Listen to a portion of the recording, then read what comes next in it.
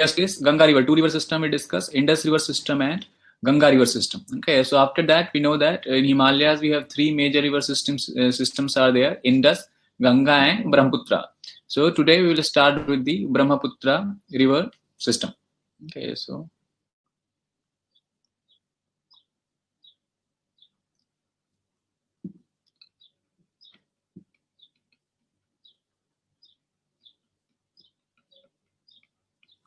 Brahmaputra river system. So first of all, the origin point, Brahmaputra, we know that it originates from the same range that is called as Kailas range. So Kailas range is here. So from here, this glacier is there. In Kailas range, we have a glacier. Actually, there is currently this change. If you look at the older books or in NCRTs, the origin point is given as Chema Yungdung glacier.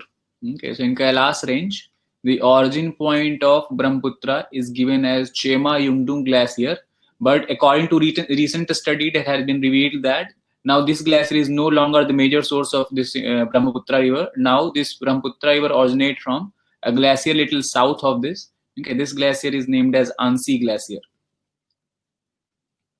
Ansi Glacier. So keep that in mind, because maybe sometime if question is set up from the according to the older books, then the option you might find this Chema Yungdung Glacier. Otherwise, if Ansi Glacier is given, tick Ansi. If Chema Yungdung is given, then tick Chema Yungdung. So from Ansi Glacier of Kailas range, okay, this river originates and then flows in the eastward direction.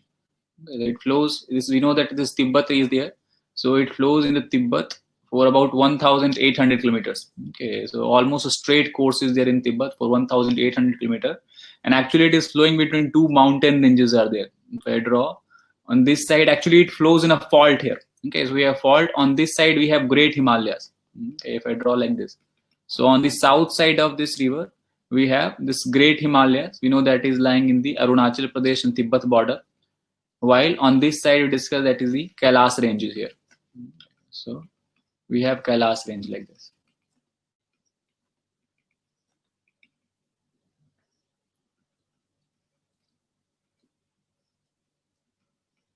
Kailas range. So between Kailas range and Great Himalaya, this river flows, and this the fault is called as, actually this name is called as Indo-Tibet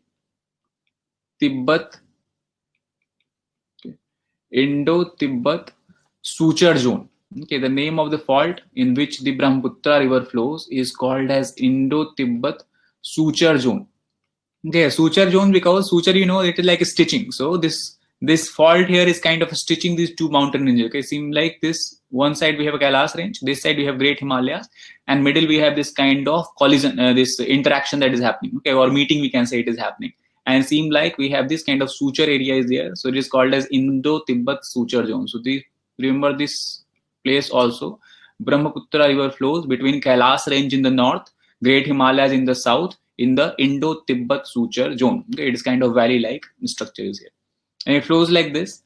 Okay, it is also called as Indo-Sangpo. Okay, in this, so in Tibet, the name of the river is not Brahmaputra. If we talk about in Tibet, the river is known by the name of Yarlung Shangpo.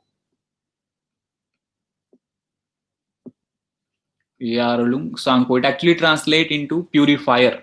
Okay, so this river is called as Yarlung Sangpo or purifier in the Tibet region. Okay, so then after this river keeps moving in the southward direction, the eastward direction, like here. Okay, it reaches up to here. Then here one important tributary, though there are different rivers joining this Sangpo river in Tibet, but one important tributaries you need to keep in mind. Okay, that's tributaries around here near Lhasa town. Okay, Lhasa is very important town of Tibet. So like here, so around Lhasa. Okay, so in the Lhasa town of Tibet, we have one river that is a tributary, important tributary of this Brahmaputra, is called as Gaya Chu. Okay, so the name of the river is Gaya Chu river. Okay, so this is the only tributary you need to remember as far as this Brahmaputra river is concerned. So Gaya Chu is there. Gaya Chu is the important tributary of this Sangpo river in Tibet, that also flowing through the Lhasa city of Tibet. Okay, Lhasa is very important city, historical city of Tibet. Then as this river moves in the eastward direction, it flows like this, and then we know that the name of this peak, okay, where it turns in the southward direction. So this peak is here. We have this peak. What is the name of this peak? Write me the name of this peak in the Arunachal Pradesh, along which this Brahmaputra river takes a southward turn. Okay. Namcha Barwa. Yeah. So we have Namcha Barwa. Name of this peak is. It is about 7,500 meter high peak is there. It's called as Namcha Barwa on this side, and on this side we have one other peak. Okay, in the Tibet region. This peak is in Tibet side. Okay, this is Arunachal side. This peak is called as Gyala Peri. Okay, so between Gyala Peri peak in Tibet and Namcha Barwa peak in Arunachal Pradesh, this river turns in southward direction and start to flow in the southward direction from here. Okay, it takes a kind of U-turn, we can say here. Okay, and when it descends and flows through between these two ranges, it forms a gorge. Okay, and this gorge is called as Siang Gorge. So it forms a gorge that is called as Siang Gorge. Okay, Siang Gorge, why? Because the name of the river here, after entering into India, after entering into Arunachal Pradesh, once it crosses this Namcha Barwa region, the river itself is known by the name of Siang. That is why the gorge is called as Siang Gorge. Okay, so here see, name of river changes. Here in the Tibetan region, the name of the river is Yarlung Sangpo. Once it enters into Arunachal Pradesh, the name of river changes into Siang and it forms a gorge called as Siang Gorge. Okay, then it flows for some distance in the southward direction, and then after flowing for certain distance southward direction, okay, near Sadia town, it again changed direction, started flowing in the Assam plain here. Okay, so it started to flow like this. Okay, like this in the Assam plain, and flows a certain distance in the Assam plain, and after that, this river goes or enters into Bangladesh like this. So this point, okay, here this point is called as, then this is in the Meghalaya region. Okay, so Assam. This point is called as, okay, here. So here, 2-3 important points are there.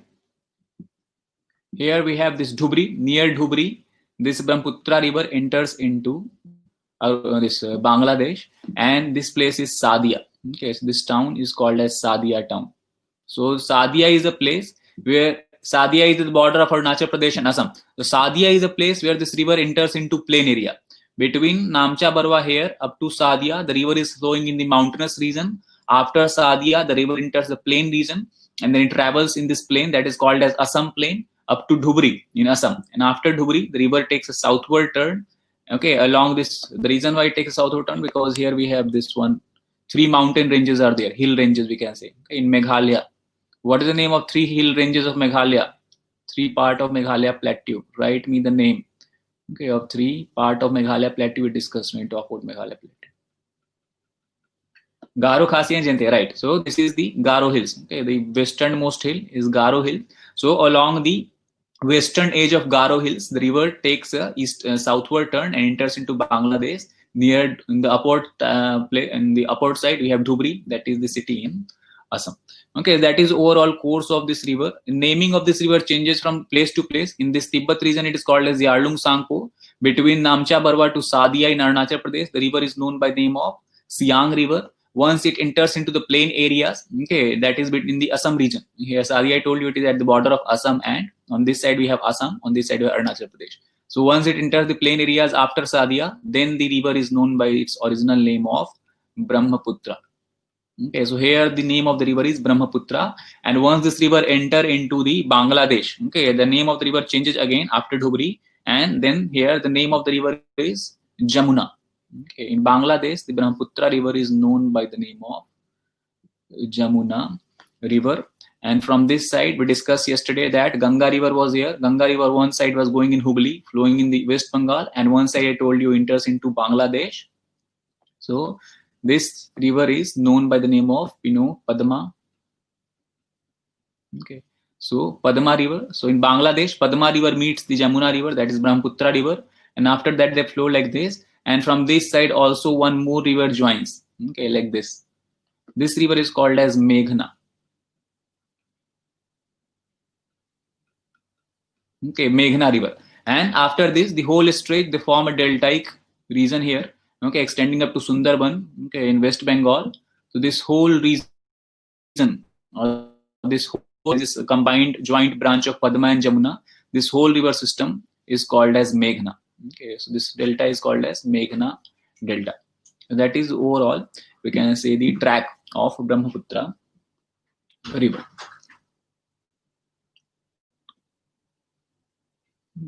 Then some important tributaries are there which we need to know about Brahmaputra river.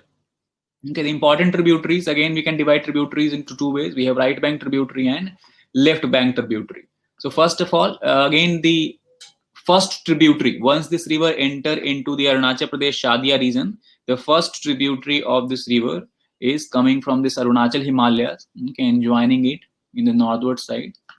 This is the first tributary. This river is known by name of Dibang river. So we have,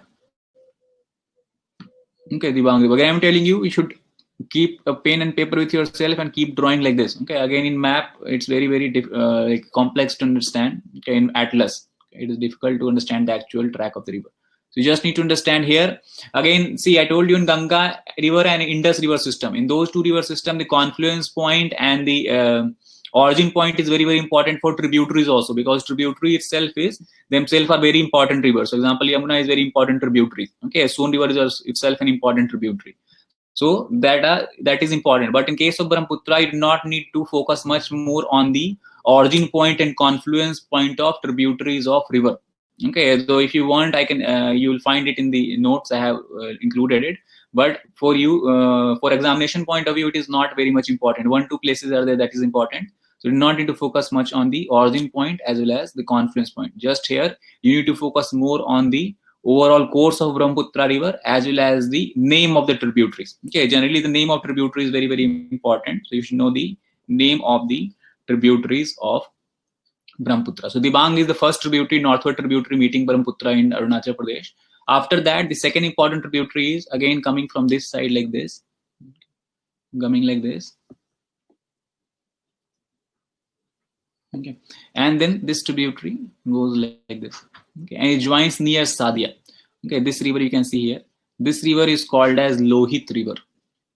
Okay, so we have Lohit river which joins Brahmaputra. Okay, or we can say Siang river near the Sadia town. Okay, and here also we have on this side, Sadia is in Arunachal Pradesh side. And in this city we have one city called as Dhola. Okay, so Dhola is in Assam. And if you know that a bridge has been constructed over this Lohit river, okay, that is called as Dhola Sadia bridge. They also renamed recently as Bhupen Hajarika bridge. That is the longest bridge in India. Okay, Bhupen Hajarika bridge or Dhola Sadia bridge. So Bhupen Hajarika or Dhola Sadia bridge, that is the longest bridge over river bridge. Okay, longest river bridge constructed in India between Dhola town and the Sadia town over Lohit river. Okay, so I hope that is clear. Then one river comes from here on this Naga Hills side. So this is sorry, not Naga, Patkai-Bum. Okay, so from Patkai-Bum side, the south side of Patkai-Bum, we have one more river that merges with Lohit river here. This river is called as Burhi Diang. Okay, that is old Diang river is here. It's called as Burhi Diang river. So these three are the tributaries of Brahmaputra in the Arunachal Pradesh region. After that, if you move further upward, then the next important tributaries of Brahmaputra originate again from Tibetan region. Okay, different sections are there, and then it flows like this and meet Brahmaputra like here. So this is called as Subansiri river. Okay, the name of this river, very important tributaries. Okay, Brahmaputra, that is Subansiri. It is also one of the longest tributary of Brahmaputra in India. Okay, Subansiri is also the longest tributary of Brahmaputra in India. And I told you, if you remember before, that at the confluence point where we have meeting of Subansiri river, Brahmaputra river, and one more river is here. Okay, joining like this. Okay, this river like this. This is called as Kherketia river. Okay, a small river stream is there originating from the Arunachal itself and going into the Assam. So that is Kherketia river. So at the confluence point of Subansiri river, Brahmaputra river and Kherketia river, we have the world's largest riverine island we discussed before, that is called as Majuli Island is situated. Okay, so remember confluence point where Majuli River island is formed is important. So Majuli island is formed at the confluence point of Subansiri River, Brahmaputra River, and Kherketia River. Okay, that is other important river of India. Then from this side we have one more tributary of Subansiri, important tributaries of Subansiri, that is called as Ranga Nadi. Is called as Ranga Nadi.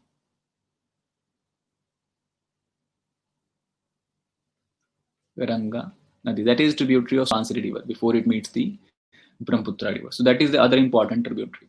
After that, further, if you move in the westward direction, again one important river originating from this Arunachal Himalayas. Okay, that is Abor Hill, Dafla Hill is here. So this river is called as Jia Bhareli River.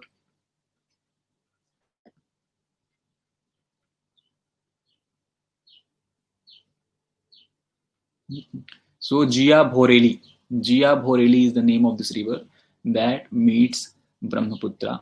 Okay, here we have this place. This meeting place is Tejpur city is there. Okay, so it meets near the Tejpur city. Tejpur city. Then after this Jia Bhareli River, the next important tributary, here we have Bhutan. So originate from Bhutan, okay, like this, and then meets Brahmaputra like this here. This river is called as Manas. Manas is an important tributary of Brahmaputra. So we have Manas River. Origin point is in Bhutan Himalayas. Okay, keep in mind this is the Bhutan Himalayas. So it originates from Bhutan Himalayas, then passes across crosses the Assam plain, and that meets Brahmaputra here. Okay, and here also it is important because Manas, we have a transnational national park has been established here. Okay, along the course of Manas River. Here we have this forested areas, heavily forested areas here, and on this side, Indian side also we have heavily forested regions. So we can say trans country or transnational national park has been constructed here and formed here, and this is very well known for your rhinoceros. Okay, earlier we have this Kaziranga National Park is there in this region. Apart from Kaziranga, we have Manas is also known for rhino population and other this animals. Okay, there was this Indian rhino vision is there. Earlier only rhino was situated, or we can say almost all the rhinos were found in the only single national park of Kaziranga National Park in Assam. Okay, but I told you that similarly I told you that in the Gir, okay, all the lions of India are situated or like found in only one place, that is Gir. And that is the problem, because if any like disease breakout happens or if any natural disaster happens, there is risk that one-horned rhino, okay, great one-horned rhino is there. So the whole population might be threatened and can be wiped out. Okay, that is why, because this area is very we can say Kaziranga National Park is very prone to some flooding. Brahmaputra, due to Brahmaputra River, it is prone to flooding, and that is why there was very high risk of the whole rhino population to be wiped out. So government has formulated a vision, okay, that is called as Indian Rhino Vision 2020. Okay, so Indian Rhino Vision 2020, it was formulated about 5 years back. And according to this vision, the one-horned rhino from Kaziranga National Park has to be translocated to 6 different other conservation areas. So Manas was one such areas where some rhino population has been actually transferred. Okay, that is other important river, that is Manas River. And then last important tributary on the right bank side, we discussed before, originating from Sikkim Himalayas. Okay, here we have Sikkim. So originating from Sikkim Himalaya, that is called as Tista River. Tista, I told you earlier, it was tributary of Ganga, but later on it changed its course. Earlier Tista used to flow like this, okay, and then used to join this Ganga River. Okay, Ganga, you can see Ganga River is flowing like this. So earlier Tista used to flow like this and join Ganga, but now this Tista has changed its course, and now it flows along the boundary of West Bengal and Sikkim. Okay, here we have West Bengal here and Sikkim on the upper side. This Tista River originates from this Sikkim Himalayas. Okay, and the Kanchenjunga peak is there. So Sikkim Himalayas, and then meets your Brahmaputra River in the Bangladesh. Okay, it does not mean Brahmaputra River in India. It meets Brahmaputra River in Bangladesh, but it flows along the border of Sikkim and West Bengal. Okay, here we have West Bengal, and here we have Bangladesh. Okay, a little more south meets like this. Okay, these are all important right bank tributaries. Okay, starting from here, We have this Subansiri river, then we have Kherketia river, then we have Ranganadi river, Jia Bhoreli river, Manas river, Tista river. Just here, just a little east of Tista also we have one more river is there. This river is very small river, but just keep in mind this river is known as Raidak river. Okay, originating point is almost near Tista river. Raidak is also an important tributary of Brahmaputra. So we have Raidak river, that is the river. So Tista, Raidak, Manas, Jia Bhoreli, Ranganadi, Subansiri, Kherketia. These are the important right bank tributaries of Brahmaputra river. Then on the left bank we can see already here we have this Dibang river 1, Lohit river, Burhi Diyang, that is the third.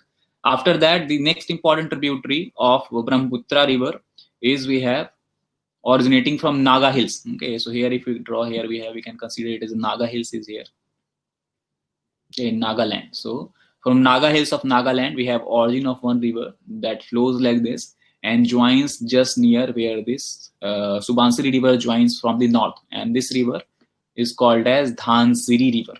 Okay, so Dhansiri river, it is two streams are there originating from North Naga Hills and South Naga Hills. So both these rivers join, and this river is combined, it is called as Dhansiri.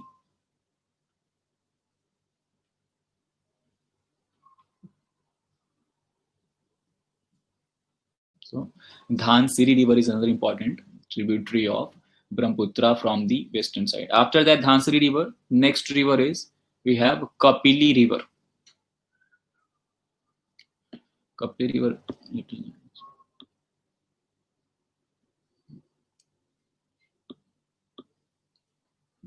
So this Kapili river originates from, actually, if you remember, I told you that on this side we have this Garo Khasi Jaintia hills, and this side we have this Naga hills is there, and between them we had one range that is called as Barail range. So Kapili river originates near the Barail range, okay, like this.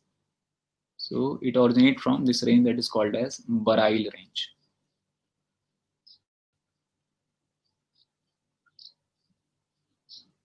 Barail.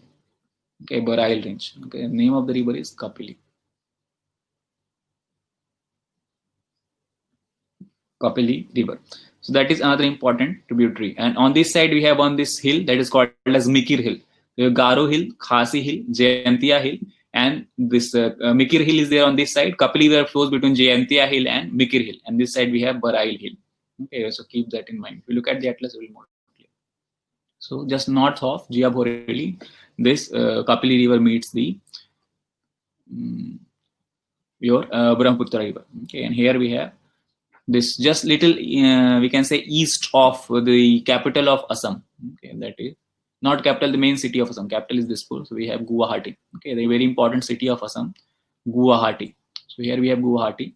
Just little east of Guwahati, this river, Kapili river meets here. Okay, on the north of Guwahati, west of Guwahati, we have Manas river. East of Guwahati, we have Kapili river and Jia Bhoreli river. That is overall important tributaries of Brahmaputra. Then other left bank tributary will also be Meghna, but it will be in the Bangladesh. Okay, we have Meghna. That is overall important tributaries as well as overall course of the river. The length of river between Dhubri to Sadia. Okay, Dhubri Sadia is the only in India is the only stretch which is also navigable. Okay, and they have also constructed national waterway to over this river. Okay, over Dhubri Sadia stretch. It is about 740 kilometers long. So between Dhubri to Sadia, the river flows for about 740 kilometers, and it is also navigable. Channel is there. So navigable waterway has national waterway 2. Okay, national waterway 1, I told you it is constructed on the Ganga river between this Haldia in the West Bengal and to your this Allahabad, that is Prayagraj in the Uttar Pradesh. So between Prayagraj to Al Haldia, that is the national waterway 1 over Ganga river. Okay, Haldia is in West Bengal here. And similarly, national waterway 2 has been constructed between Dhubri and the Assam on the western side and Sadia in the eastern side over the Brahmaputra river. This length is about 740 kilometer length is there. That is also navigable stretch. So I hope this is clear. Okay, so this is whatever information I gave you, the origin point of Brahmaputra river, wherever it is turning. So Namcha Barwa and Gyala Peri forming a gorge called as Siang Gorge. Okay, and the Siang Gorge is very important because this gorge is very steep gorge. Okay, within few kilometers, the depth of this gorge changes very significantly. So in this, the upper side of gorge, it is about 2000 meter high. Okay, while the lower side it is only 100 meter high. So very sudden gradient change happens around this young gorge. Okay, and due to the sudden gradient, that is also one of the main reason why we have a lot of flooding in Brahmaputra river. Okay, we'll discuss that point later, but I hope that is clear to you. Okay, so again, let's revise quickly. So the origin point of Brahmaputra river is lying in the Kailas range. Okay, in Kailas range, we have this glacier called as Chema Yungdung glacier. Or in the older book, according to recent study, it has been found that Ansi glacier is the new source of Brahmaputra river. Okay, after that, this river flows through the eastern side like this. In the Tibet region, where it is known by the name of Yarlung Sangpo, it flows between Kailas range in the north and Great Himalayas in the south in the Indo-Tibet suture zone. That is this middle point is there, a kind of valley-like feature is there. Okay, and here we have this river enters into India at Namcha Barwa, forming Siang Gorge, where it receives water from Dibang and the Lohit up to Sadia. Then after Sadia, river enters into plain area, whereby it is known by its original name of Brahmaputra. These are the important tributaries of Brahmaputra. And it flows up to Dhubri in almost a straight course in Assam plain. And along Dhubri, it takes a 90-degree turn, southward turn, and enters into Bangladesh, where it meets Padma from the West Bengal and Meghna from the this eastern side of West Bangladesh. And after that, these three rivers join together to form this common stream known by the name of Meghna, which forms a very large delta along with the delta of this Sundarban in Bangladesh. Okay, this whole is Sundarban delta. Okay, 70% is in Bangladesh, 30% is in West Bengal. Okay, the length of river in India is about 900 kilometers, out of which 740 kilometers lies inside the plain region. Okay, that is the overall. Here actually one pass is there, you can remember. Okay, here we have this one pass is there, just near the source of Brahmaputra river. This pass is called as Mariam La Pass. Okay, Mariam La Pass has been asked before that where is Mariam La Pass. Okay, that I'm telling you. But it was very old question. In 1995, they asked this Mariam La Pass. So Mariam La Pass actually separates this Ansi glacier, and on the other side of Mariam La Pass, we have this origin of your Satluj river, that is Mansarovar Lake. Okay, Indus River also, Lake Mansarovar. So Mariam La separates the Brahmaputra river from Lake Mansarovar. Okay, so all these three rivers are very, very near. The origin point of three rivers I told you originate from Kailas range: Indus, Satluj, and Brahmaputra. Okay, so Indus is almost 150 kilometers from this origin point of Brahmaputra, while Satluj is very, very near. Just 35 kilometers away, we have origin point of Satluj, while 150 kilometers away, we have origin point of Indus river. Okay, so all these lying around the Kailas range, different lakes is there. From Indus river originate from this Bukharshu glacier near Mansarovar Lake. Told you yesterday, Satluj river originate from your Rakas Tal or Rakas Lake. That is also part of your Mansarovar Lake on the southern side. And then this originate from Ansi glacier, that is on the southern side of Kailas range in the Mariam La, on the other side of Mariam La Pass. Okay, so I hope that is clear to you.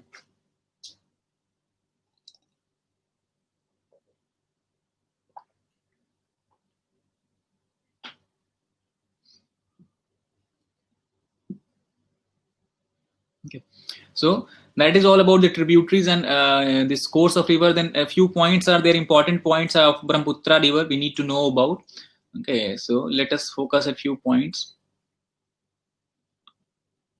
So again, this Chomayung glacier, everything we discussed 150 kilometers from this. Overall total length of Brahmaputra is 2,900 kilometers, combining all. That means this length is with Tibet, India plus Bangladesh. Okay, so Tibet, India, and Bangladesh. If combine all these three countries, the overall length is 2,900 kilometers. Okay, then about everything that we already discussed here. Okay. So yeah, okay, it's everything that discussed. Same thing is there. Right bank tributaries and the left bank tributaries we already have discussed from the map here. Okay, this is the map. So that is all about Brahmaputra river. The one important point I want to tell you, we want to discuss about Brahmaputra river is its flooding tendencies. Okay, we know that there are a lot of every year, or at least after every 1 or 2 years interval, we have significant flooding that is caused in the Brahmaputra river in the Assam plain. Okay, so 3-4 important causes are there that has been and this given by the geographers, that what are the main reason behind the flooding. So first cause given by geographers is of course the length of the river. Okay, length of the river, as we discussed, is 2,900 kilometers, and before entering the Arunachal, this Assam plain, you know that river traverses almost distance of 2,000 kilometers. Okay, so almost 2000 kilometer distance river traverses, and this is itself a very long distance. So what happens, since the river passes through or crosses through such a long distance, the erosion capacity of river is traveling in mountainous region throughout this whole 2000 kilometer regions. Okay, so because of this river causes severe erosion, and due to the severe erosion, what will happen, the amount of the sediment that river will carry with itself will also very high. So that is why sediments is very high. So due to length of river is very big, the sediment carried by this river is also very high in amount. And this sediment, we know that what happen, if large amount of sediment is being carried by the river, what will happen, it will choke the course of the river, or it will obstruct the course of the river, and due to this obstruction, river will be forced to change its course, or it will be forced to overspill from its bank. Okay, so that is the one reason why we have flooding, due to large amount of sediment brought by Brahmaputra river due to its longer course. So that is the first reason. So longer course causes huge amount of sediment pile up in the Brahmaputra river. After that, the second reason we can attribute it to the Brahmaputra river, the flooding in Brahmaputra river, is because of this sudden change of gradient. Okay, we already discussed that. So due to sudden change of gradient. So I told you that if you look from this diagram here when the river enters from Tibet to Arunachal Himalayas, we have Gyala Peri mountain here, Namcha Barwa here, and here this gorge is there, that is called a Siang Gorge. But what happens, the Siang Gorge is very quickly, the height changes. That is on the northern side, it is about 2450 meter, and within few kilometers, okay, that we can say within few kilometers, the river, the height of the gorge is 135 meters. So you can see very significant change of gradient is happening. And what will happen, suppose this mountain is like this, okay, so a very sudden change of gradient will happen. We know that once the gradient of the river changes, one of the gradient, or the gradient means slope, okay, sudden change of gradient or sudden change of slope, we can say. And I told you before that what happens, if there is very sudden change of slope, then what will happen, the velocity of river will decrease. Earlier river was flowing at higher slope, so the kinetic energy, potential energy of river was high. So what will happen, the velocity of river will be higher. So velocity is dependent on the gradient. So when gradient decreases, velocity decreases, and if velocity decreases, you know that the sediment carrying capacity of river decreases. So since there is very significant change in decline gradient at very less in very small areas, the sediment carrying capacity of river declines very drastically, and that is why river offload all of its sediment in very small areas. Okay, so just near this Assam plain, river offload most of its sediment, and due to offloading of most of its sediment, river is forced to change its direction very frequently. Okay, and it has formed this in this region. If you look at the actual picture of the river, it has formed a braided channel pattern. Okay, if remember I told you, we discussed about what is braided channel pattern. That means when river splits and joins in this various kind of ways. Okay, like this first river splits here, then again joins, again split, again join from different places. So this river forms braided channel pattern, and due to this braided channel pattern, this whole area, earlier suppose if river was flowing only in one direction and only in one channel, then this whole area would not face the deluge, okay, will face the flood. But once this river changes its pattern, flows in very irregular kind of pattern, a large area of Assam plain come under the effect of flood caused by Brahmaputra river. So you can write it here, braided channel pattern. Throughout this whole Brahmaputra plain, okay, Assam plain, river exhibit braided channel pattern, and thus keeps shifting its course without any, we can say, unexpected change in course happens, and that causes flooding. So sudden change of gradient and slope. First is length of the river that carries large amount of sediment. Then also one third reason is because of artificial reason, or we can say anthropogenic reason is there. There is illegal construction. Okay, due to lot of illegal construction is happening in the mountainous region of Arunachal Pradesh, and due to this illegal construction, what happens? It actually obstructs the course of natural flow of river, and due to this, water start to pile up, and then suddenly, when volume increases in the upper region, the water suddenly start to burst through this construction, constructed area, and cause significant flooding. Okay, so illegal construction in the mountainous region, illegal construction of houses, resorts, and different areas, things are there. In the mountainous region also causes flood in the Brahmaputra river. Okay, so these are the three important reasons why we have flooding that happens in Brahmaputra river so suddenly. Okay, and fourth is also because here the catchment area, okay, in this Kailas range, monsoon we can say. Okay, one is sometime what happens, monsoon is very strong. If monsoon is very strong, what happens, the volume of water in the river suddenly increases. Okay, so of course volume water suddenly increases, and that also causes seasonal flooding. Okay, so monsoon of India, okay, can be said to be the fourth reason. So these four are the main causes why Assam plain, Brahmaputra plain always is prone to flood-like conditions, and every 1 year or after interval of 1 or 2 years, we see the disastrous flooding in the Brahmaputra river. So that is why it is also called as river of sorrow. Before it is also called as river of sorrow. I hope that is clear. So that is all about Brahmaputra river you need to know about.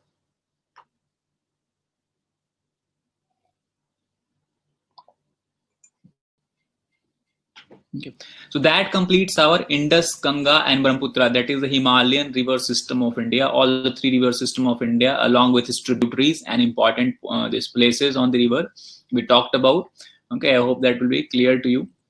Okay, again I told you it is better for you to revise. Okay, and for revision just draw how you, like the way how I draw this map. If you draw it by yourself few times, then you will have a much better understanding and you will be able to recall all these places and all these tributaries very easily. Okay, if you just look at the map or just try to remember by this, it will take a long time for you. Okay, so that is why draw and remember. That is the only way how you can master the river courses and river tributaries of India. And this is very important because every year, if you look at the last 10-year prelims question, every year at least 1 or 2 questions based on river is asked. Okay, either they can ask about the tributaries of river, or they can ask about the source of river, or they can ask about the confluence point of rivers. But every year at least one question from the important rivers. Okay, 10-12 important rivers of India are there throughout the whole India. Okay, talk about both peninsular river as well as Indus and this Himalayan river. Okay, so about 10-12 important rivers are there, from which generally questions are always asked. Okay, either from their tributaries or from the river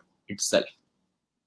Yeah, that is all about the Brahmaputra river and Himalayan river overall. After that, next is peninsular river is there. So peninsular river, we know that Himalayan rivers are this shape of drainage basin. Shape of drainage basin is dendritic. Okay, you can see Brahmaputra river. It has different events. You can see, but overall shape of river basin is dendritic in pattern. Okay, you can see if you look at this river, you can see like this is like main river, which is like tree, and you can see from trees different branches are emerging out. So Brahmaputra river overall has a dendritic drainage pattern.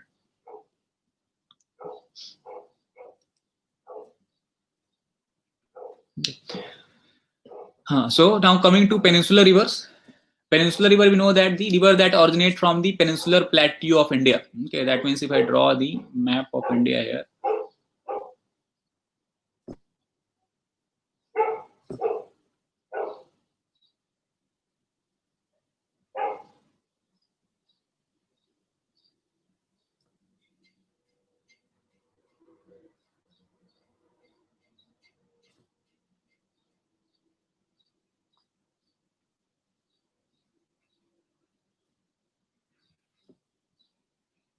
Okay, so here the actually if you look at the whole India from top, we can see the mountain water divide is there. Okay, so you start from here, then it is Aravallis.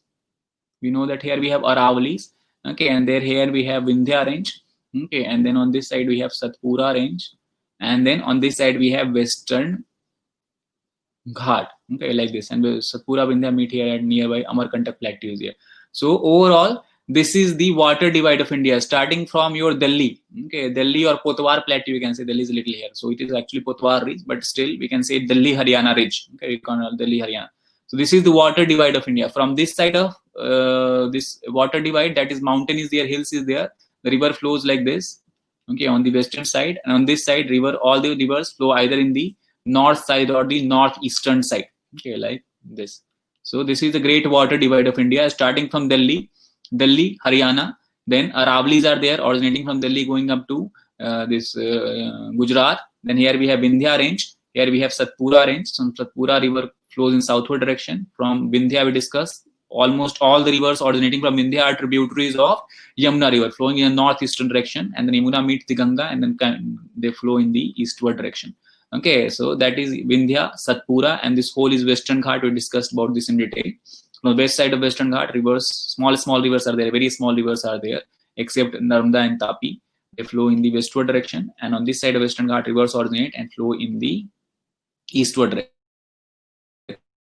Okay, it's a shape of drainage basin of India. Okay, so that is how we often also divide rivers as west flowing river or the east flowing rivers. Okay, so all the rivers that is flowing on the westward side from this mountain region will be west flowing river, and this region will be east flowing river. Okay, now coming to peninsular rivers. Peninsular rivers is those rivers which did not originate from Himalayas. Okay, all the rivers are considered as peninsular river. The river that is originating from peninsular plateau. Peninsular plateau, have discussed that it is a triangular plateau with this shape. Okay, I told you in the beginning that Western Ghat, Eastern Ghat, and going up to like this triangle in the north, okay, along the Aravalli's ridge, Aravalli hills. That is your peninsular plateau. So river originating from this peninsular plateau is called as peninsular river. The difference between peninsular river and Himalayan river, few differences are there to discuss in the last of the river. Okay, when we talk about the last section of river, discuss the difference between peninsular river and this Himalayan river. So now we can divide peninsular river into two types. We have east flowing river, that is river flowing toward. We can also say east flowing river as Bay of Bengal river, because it is draining toward Bay of Bengal. Okay, so Bay of Bengal drainage. Okay, and west flowing river all drain into, here we have Arabian Sea. So Arabian Sea drainage. So west flowing rivers are, we can see from the shape, a very smaller river draining toward the Arabian Sea, while east flowing rivers are much more longer in course, because this area is much more longer in size. Okay, that drains into Bay of Bengal, so called as Bay of Bengal drainage. Here, one thing you have to keep in mind is that the origin, okay, how did river in peninsula originated? So several theories there, but one theory that is widely accepted or most accepted is, it says that in the earlier time, that is before this Indian plate collided with the Eurasian landmass, Western Ghat was in the middle of Indian peninsula. Okay, that means if we draw, this is the Western Ghat. So India was like this. Okay, it means Western Ghat was in the central of Indian peninsula, and from this center the river originated and flows like this, and from this center river originated and flows like this. Okay, but what happened once India collided with the Eurasian landmass, here a crack developed along this western edge of Western Ghat, and this whole section, okay, this larger section of Indian plateau that was to the west of Western Ghat actually broke off. Okay, so here breaking happened. So this whole plateau part broke off and submerged below the west and this Arabian Sea. Okay, and that is why this new course, or new, we can say, shape of India became like this. Earlier, they believe that shape of India was much more bigger. Okay, Western Ghats was occupying the middle position. Okay, so you can say it was like this in shape. Okay, that is why this river become very, very narrow or very, very shorter in course, because large landmass that was present here actually broke off from the western side and submerged below the Arabian Sea area. That is about the origin of peninsular river. Okay, so first of all, let's start with the east flowing river, since there are much more bigger river, important river. So we first discuss the east flowing river, and then we will discuss the west flowing rivers.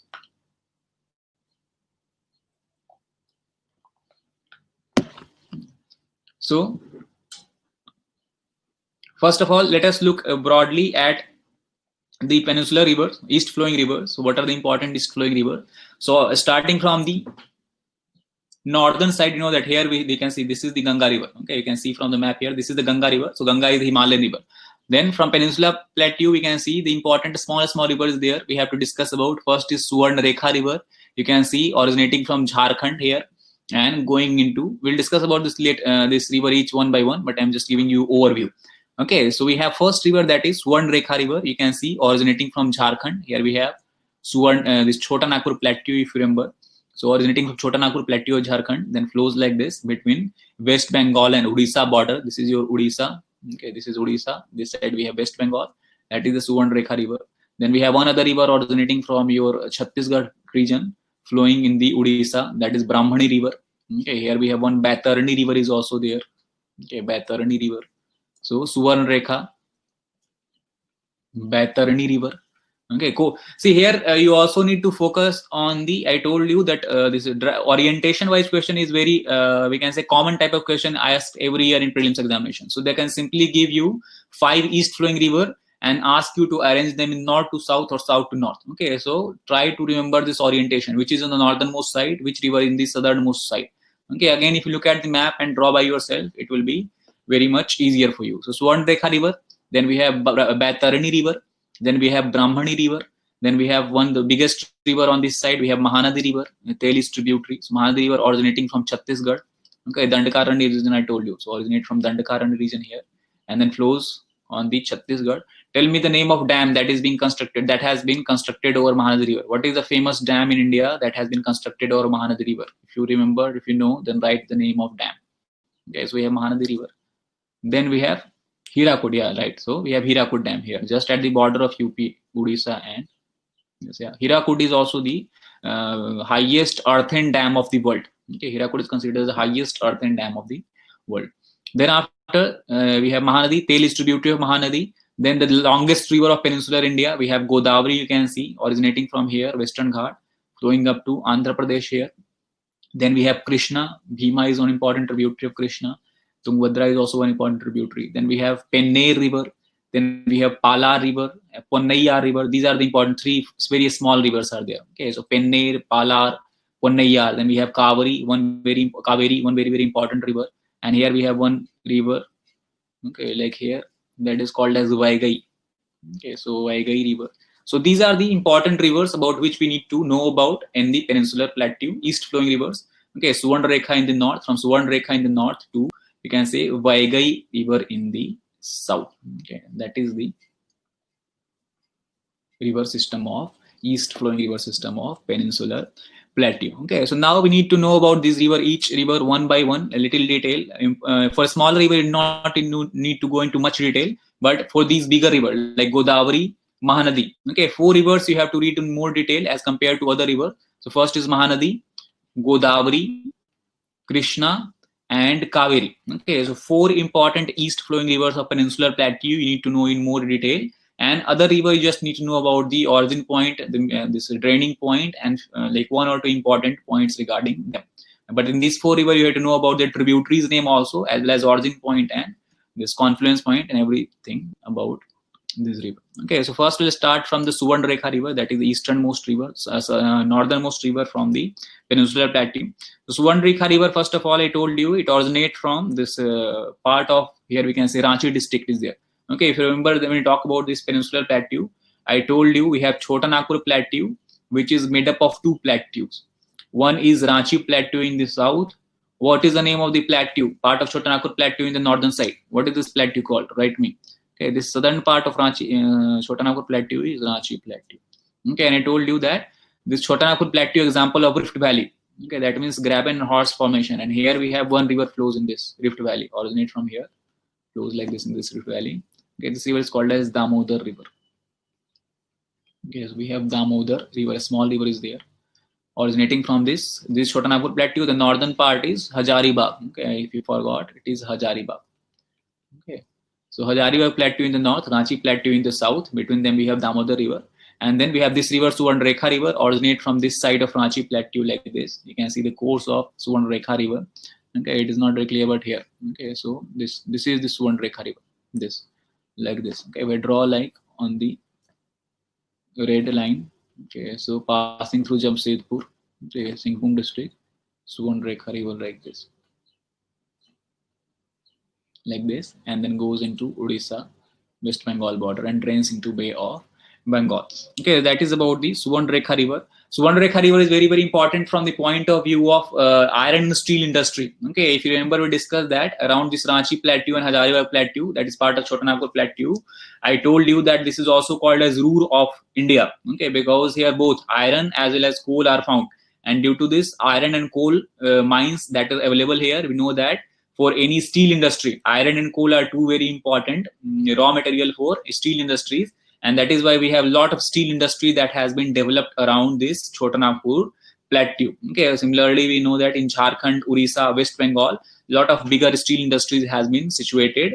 And this river, Suvarnrekha river, supplies water to them. Okay, we know that water is also one of the important material for this important ingredient for steel industry for cooling purposes. So this Suvarnrekha river is a kind of, we can say it is a lifeline. Okay, sometimes it is also referred as the lifeline of steel industries in eastern India. Okay, Suvarnrekha river is referred as the lifeline of steel industries in eastern India because it supplies water to almost all the industries situated in the Chota Nagpur plateau in the three states of Jharkhand, Odisha, and West Bengal.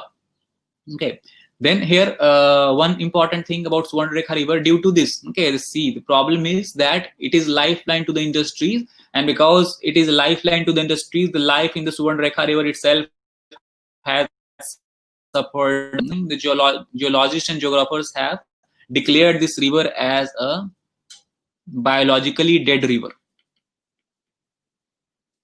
Okay, biologically dead river.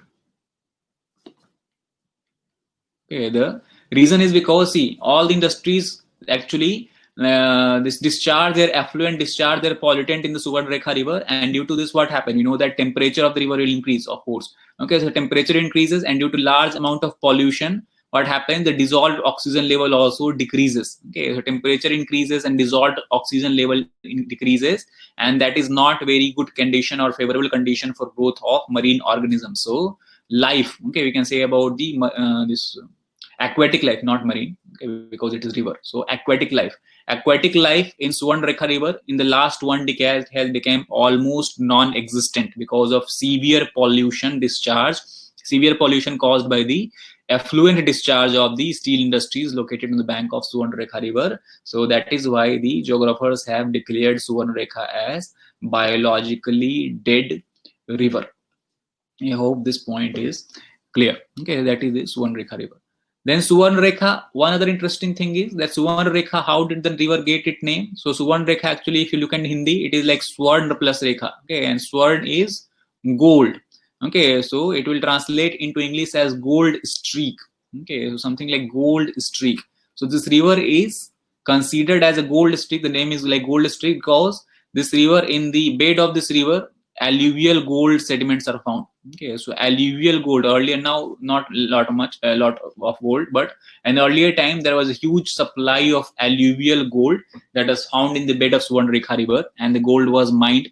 Okay, so it was very small in this we can say density, like concentration, but still alluvial gold was found in the bed of this river, and that is why this river is called as Suvarnrekha river, that is gold streak river. Okay, so that is all you have to know about this river. Okay, Kharkai is one important tributary of Suvarnrekha river. You can see from here, originating from this West Singhbhum district. Okay, this Kharkai is also very important because it supplies water to this Bokaro plant. Okay, here Bokaro steel plant is there. So Bokaro steel plant here. So it supplies water to this. So Kharkai is one important tributary of Suvarnrekha river. Okay, and the important cities through which this Suvarnrekha river passes through. So one important city is origin point, that is Ranchi, capital of Jharkhand, and then other important cities through which the river passes through is Tatanagar, that is also called as Jamshedpur, where the first steel plant of India was actually commissioned at Jamshedpur. Okay, modern steel plant, we can say. First modern steel plant of India was established at Jamshedpur by J.R.D. Tata, okay, in 1907. Okay, so 1907, the first modernized steel plant of India was established here. So this is very also important. So Ranchi, Jamshedpur, these are two important cities through which this river passes through before draining into Bay of Bengal by the West Bengal, along the West Bengal, this border. Okay, that is all about Suvarnrekha river. After that, Suvarnrekha river, next river is we have Baitarani river. Okay, you can see just south of this is Jharkhand. From Suvarnrekha river originate from here. Just south of Jharkhand in the state of Odisha, we have Baitarani river. Okay, you can see from here. This is the Baitarani river. This is the Baitarani river. This river, like this. This red river. Okay, so this is Baitarani river. Again, Baitarani river, not know about much in detail about Baitarani river. Baitarani river is just a tributary of Brahmani river. Okay, we'll discuss that later here. Here, one thing you just need to remember about Baitarani river is that it originates from again Ranchi plateau in the Jharkhand. Okay, so Chota Nagpur plateau. So Ranchi plateau, and this river actually meets with the Brahmani river, and at the meeting point, okay, where we have this Baitarni river and Brahmani river, they make this what do you call it, near the confluence point. Okay, near the confluence point of Baitarni and Brahmani river, we have this, you might have heard about this, we have Bhitarkarnika. Okay, this is also mangrove region. So Bhitarkarnika National Park is there. Okay, Bhitarkarnika National Park. So at the confluence point of Baitarni and Brahmani river, we have Bhitarkarnika National Park that is situated. Okay, so it's a small river, not to know about much more detail. The most important river is you have Brahmani river. Brahmani river actually originate from, if you talk about like this here. Okay, so Brahmani river is made up of two streams. One, we have South Koyal originating from Chotanagpur Plateau, and here also this Sankh river is there, also originating from Chotanagpur Plateau. So this southern side of Chotanagpur Plateau. So this is Sankh river. So Sankh river and South Koyal river, these two rivers join together to form this Brahmani river, and this is the important city of Odisha that is called as Rourkela. Okay, so we have like this. So Sankh river and the South Koyal river form this Brahmani river by joining together at Rourkela. Okay, and then this river flows like this, you can see, important, and then goes up to here, and just little north of Mahanadi drains into Bay of Bengal. Okay, so the state is here, West Bengal. So the state of West Bengal, this Brahmani river drains by passing through this city of Odisha. Okay, so Jharkhand is here, then here we have Odisha, and here we have border of Odisha and West Bengal where this river drains. Okay, so that is all you have to know about this Brahmani river. Yeah, that is clear. Okay, so Brahmani like this, and I told you before that Baitarni and Baitarni meets here, where we have Bhitarkarnika Mangrove Reserve or Bhitarkarnika National Park has been established. This is the Brahmani. Okay, actually, if you look at the map in detail, this Brahmani river, this is Baitarni. Okay, so Brahmani river, this southern mouth of Brahmani river actually meets with this Mahanadi river. Okay, so they have joined together. Okay, I told you before that, like same way how Krishna and Godavari river had joined the delta and single delta structure has formed. Similarly, here the delta of Mahanadi and delta formed by the Brahmani river has joined together to form almost a singular deltaic structure. Okay, so on the Brahmani from this side and Mahanadi from this side, okay, they have formed a singular delta structure in the Odisha Bengal border. Okay, these are small river, we do not know much more detail. The important river we need to know in more detail, I told you before, Mahanadi, Godavari, Krishna and Kaveri. So let's start with the Mahanadi river basin. So if I draw this Mahanadi river basin, this is your Mahanadi river. Okay, this branch. Okay, so this is your Mahanadi river. The flow, let me draw the flow pattern. Okay, draw like this, and then draws like this, and goes like this, and then here delta. Okay, so this is the actual course of Mahanadi river. Okay, so now important points about Mahanadi river. First of all, origin point to talk about. So Mahanadi originate from, this is your Chhattisgarh. Okay, so state will be Chhattisgarh. So Mahanadi river originate from this region I told you, Dandakaranya region. Okay, so in southern side of Chhattisgarh, in southern part of Chhattisgarh, we have Dandakaranya region, heavily forested and hilly region, Dandakaranya region, and Dandakaranya region, the small part of Dandakaranya region, it is called as Sihava. So plateau is there, that is part of Dandakaranya region, that is called as Sihava plateau. Okay, so that is what you have to keep in mind. So Mahanadi river originate from Dandakaranya region, Sihava plateau of Dandakaranya region in the state of Chhattisgarh. Then it flows in the northward direction. You can see from the flow pattern here, it flows from the northward direction, then flows in the eastward direction. Okay, this is Chhattisgarh, this plain is there, this is plain area. Okay, this whole area is plain area, so it flows through the Chhattisgarh plain region. Then it enters into Odisha, and at the entry point we have constructed the biggest earthen dam of the world, that is called as Hirakud Dam. Okay, so Hirakud Dam has been constructed in the Odisha site at the border. So you have Odisha, Hirakud Dam, and from after Hirakud Dam, you can see it takes a southward turn, and then it flows like this. And here this Tikkarpara you can see here. Okay, near Tikkarpara, this is important place because here this river forms a gorge.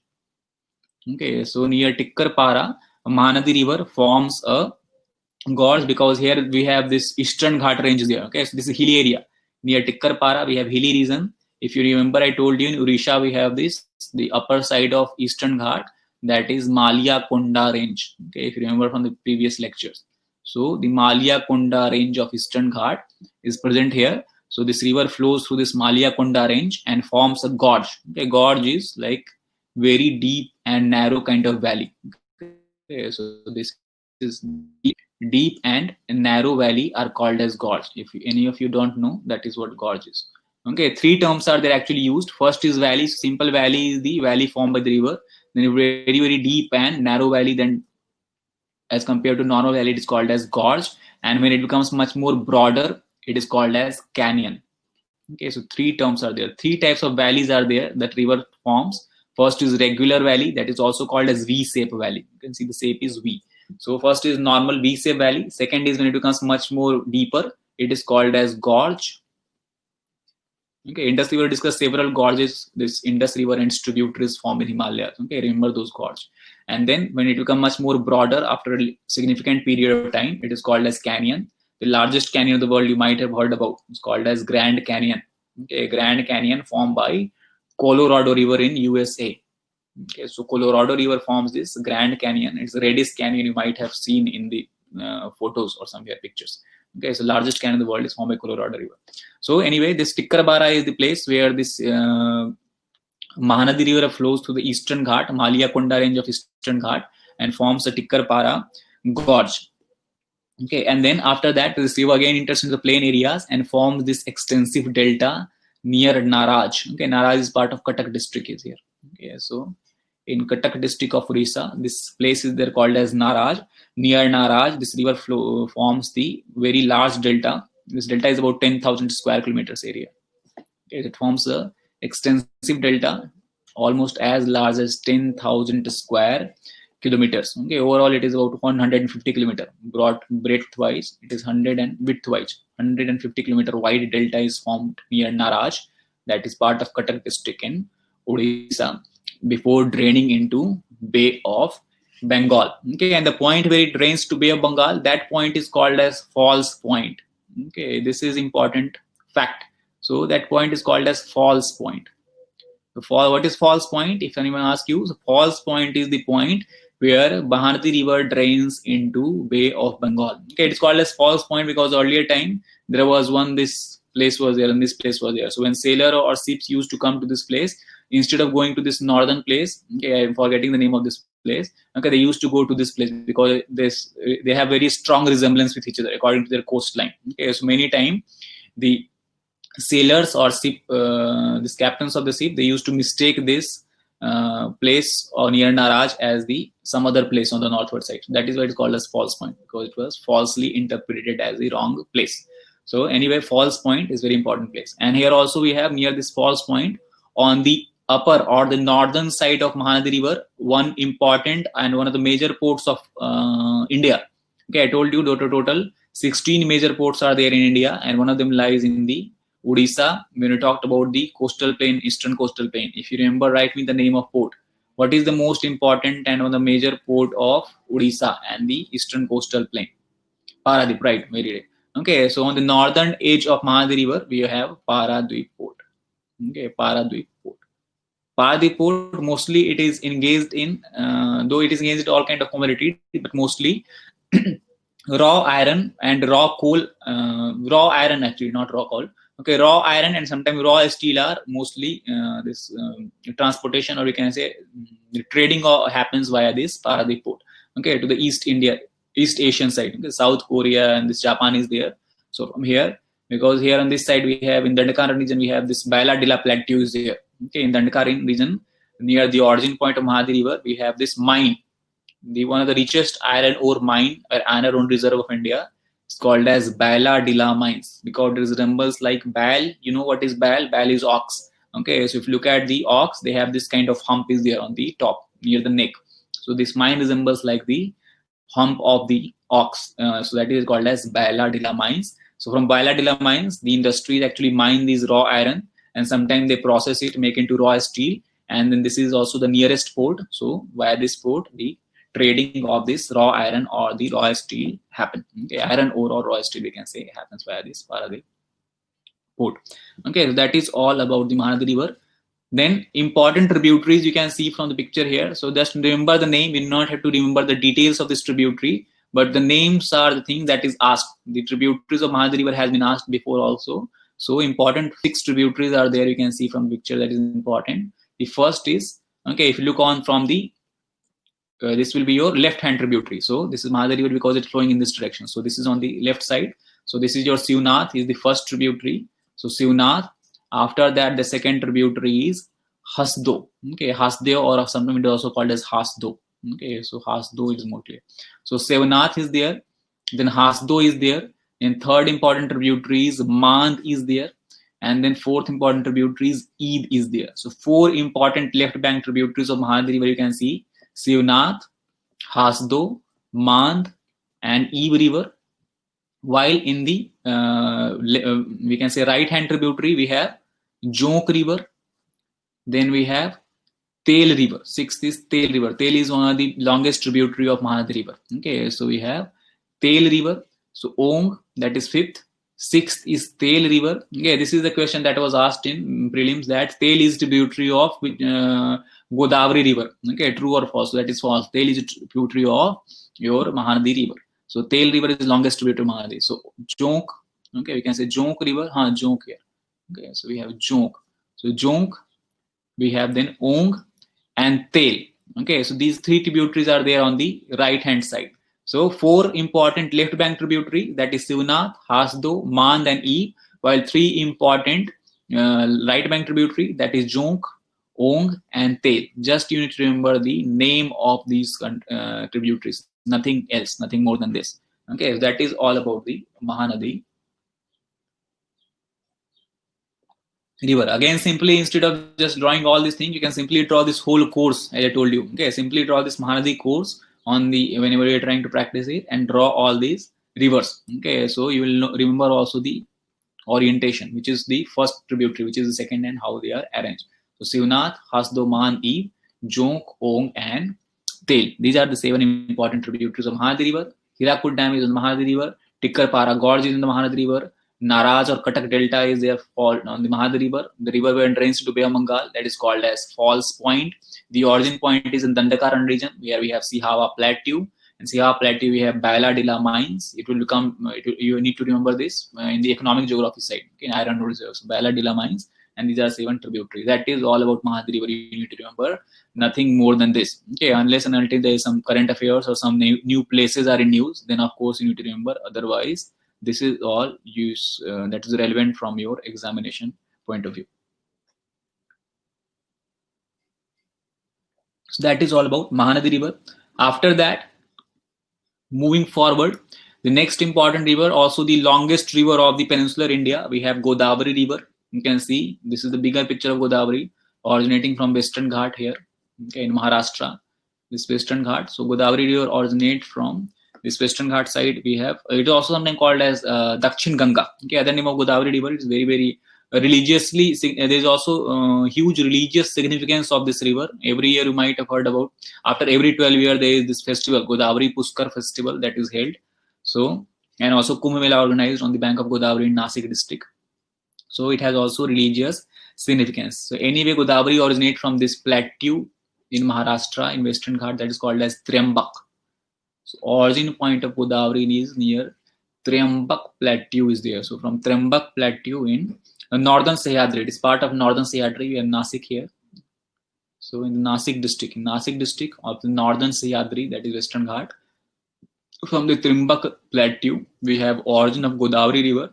And you can see it travels through Maharashtra is there, then it enters into Telangana, then it touches, this is Chhattisgarh. Okay, so we look at the state through which this river flows through. Okay, sometimes state is also that this river flows through which of the following state? True or false?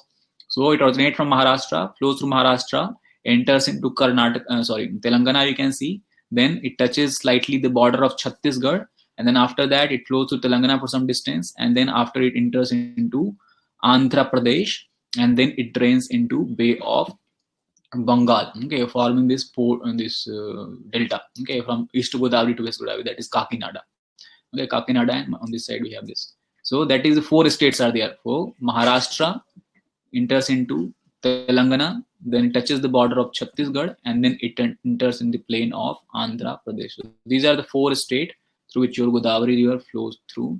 The longest stretch, of course, you can see from the map here, it is in Maharashtra area. Okay, that is overall course of the river and the origin of river. So Trambak Plateau, originating from Trambak Plateau and draining into the Bay of Bengal. Okay.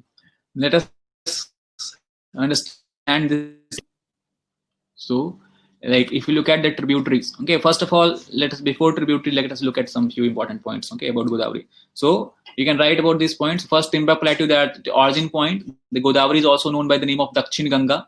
Okay, because of religious significance, and also it is the longest river. Ganga is the longest river of India, while Godavari is the longest river of South India or Peninsular Plateau. We can say that is referred as Dakshin Ganga. Overall length, okay, length-wise you talk about, the length of Godavari river is 1465 kilometers. Okay, 1465 kilometers. Okay, then it flows through 4 states that to discuss. After that, you can see from here, just when this river flows like this, okay, after that near this place is there, you can see here Rajmundri, okay, that is part of Andhra Pradesh. So near Rajmundri, you can see the Godavari river is splitting into 2 different channels. Okay, so here suppose that here you have Rajmundri. So after Rajmundri, Godavari splits into 2 different channels and known by 2 different names. Okay, so we have Gautami Godavari. This stream is called as Gautami Godavari.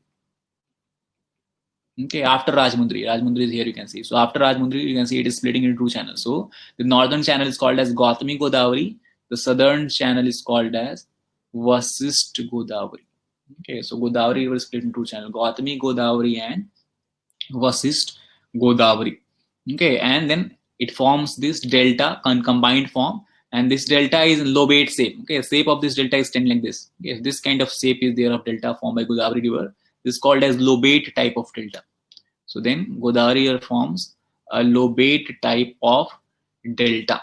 Okay, after flowing into 2 streams like this, Gautami Godavari and Vasisht Godavari. Okay, and then river is also here. Polavaram is there one place. So river is navigable from its deltaic region up to Polavaram. Okay, you can navigate this river. Okay, that means ship can travel this river. So from this is like delta region. So from delta in the upper stretches up to Polavaram. Okay, so we have Polavaram.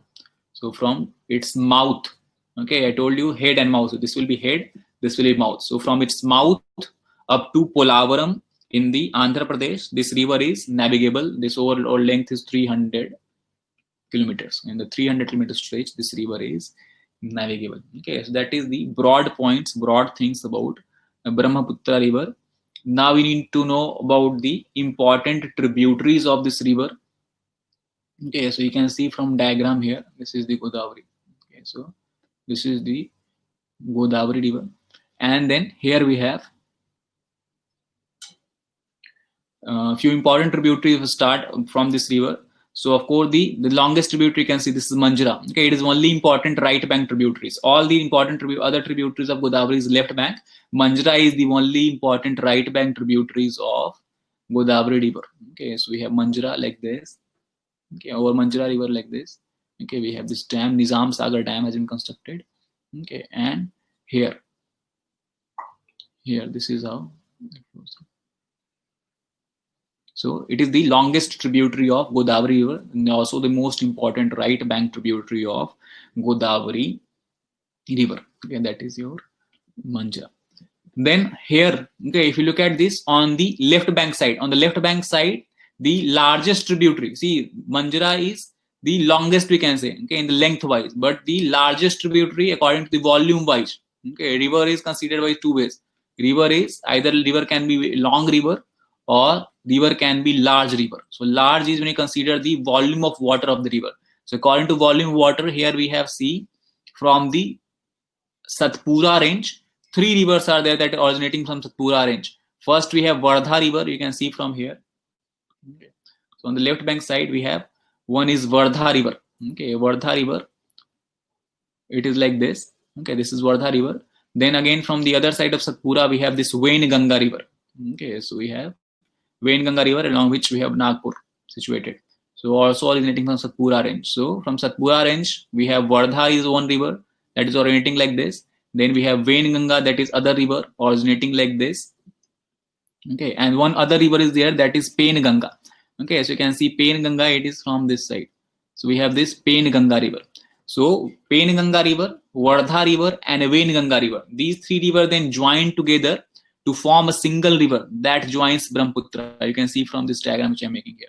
Okay, we have, this is your Penganga river. Okay, this is your Vardha river and this is your Wainganga river. And Penganga river, Vardha river and Wainganga river join together to form the single stream that is called as Pranhita river. Okay, so Pranhita is the largest tributary of Brahmaputra according to the volume of water. So Pranhita river is there, and Pranhita, it joins Brahmaputra like here. Okay, here also we have Kaleswaram project is there. Okay, so Pranhita is this river. So this is one important tributary, largest tributary of Brahmaputra on the left bank side. On the right bank side, the longest tributary is Manjra. Okay. Then this Pranhita river actually joins near this name is not important. It's called, place is called as Sirocha. Okay, Sirocha is the place where this Pranhita river joins the Godavari river, but that is not important. Then other important left bank tributary is your Indravati river. Okay, it originates from the Eastern Ghat. You can see from here. Indravati river originates like this, and then here. Okay, that is your other important tributary, Indravati river originating from the Eastern Ghat. Okay, this hill is called as Kondha hill. Okay, so Indravati river originates from Kondha hills of Eastern Ghat. Kondhan hills of Eastern Ghat, flows like this and then goes like this and meets Godavari near the this place called as, you can see, Kaleswaram irrigation project is there that has been constructed here. Okay, that is the other important river. So Vardha, Penganga, Wainganga, Indravati, these are the 4 important tributaries of Godavari river. And what other tributaries, you can see it is Purna river is there. Okay, there is also one important tributary. Okay, so Purna is like this. This is Purna.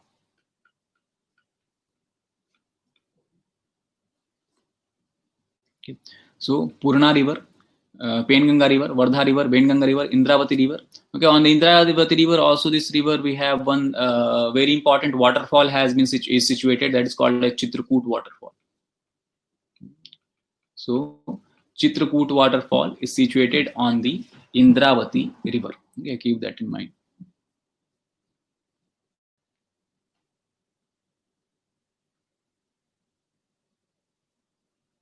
Okay. So that is all about the Godavari river.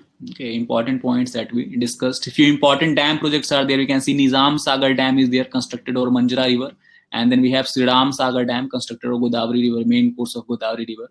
So 2 important projects is there: Nizam Sagar Dam and the Sriram Sagar Dam. Okay, that is the important tributaries of Godavari river. One important small river is there here. We have Sabari river. Okay, you can see from here. Sabari is also one important tributary of Godavari. It's very small tributary in the Andhra Pradesh side. It is the Sabari river. So that is all you need to know. Okay, a few important words like smaller Pravara and Mula also. These very, very small rivers is there. Not need to remember all about these tributaries, but just if you can keep in mind the name. Okay, Pravara, Mula, this is a very small river. Manjra is important right bank tributaries. Okay, so Purna, Penganga, Vardha, Wainganga, Indravati, Sabri on this side. Pravara, Mula, Manjra on this side. That is the important tributaries of Godavari river. Okay, Godavari dispute. Also, we have know that we have Godavari river dispute is there because of this sharing of water. So that is also important from GS2. That is your what you can call it polity point of view. Okay, question regarding this dispute can be asked in GS2. So read about that in detail. Okay, here we have Polavaram. Polavaram dam is there. And here you have barrage. Okay, that is Sir Arthur Cotton barrage on the Godavari River. Here you can see it is splitting into two major channels, forming lobate kind of delta. That is all about the Godavari River.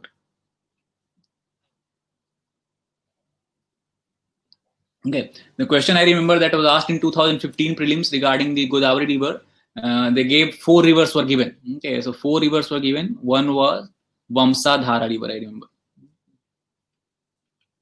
So they gave Vamsadhara River, then Vardha River, Penganga, and Vainganga. Not Vardha.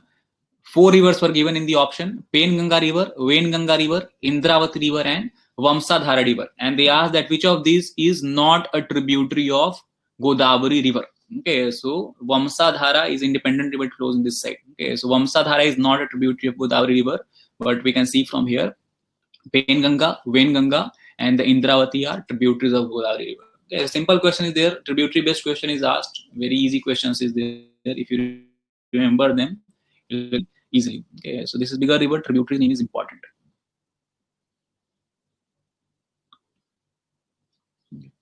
And after Godavari, the second longest river of Peninsular Plateau we know about is your Krishna River. You can see from here the course if I draw. This is called the Upper Krishna. Okay, then here it flows like this. Okay, that is your middle Krishna. Then it goes like this, and this is the like this. Okay, and here it forms a delta. Okay, and we know that Godavari flowing on the upper side, Godavari Krishna delta have merged to form a single delta. Okay, what is the name of lake that is situated in between the Godavari Krishna delta? We discussed and talk about the eastern coastal plain. Can you tell me the name of the lake if you remember? What is the name of the lake that is situated in the middle of Godavari Krishna Godavari delta? Okay, so we discuss and talk about the eastern coastal. Korang, it's not Korang.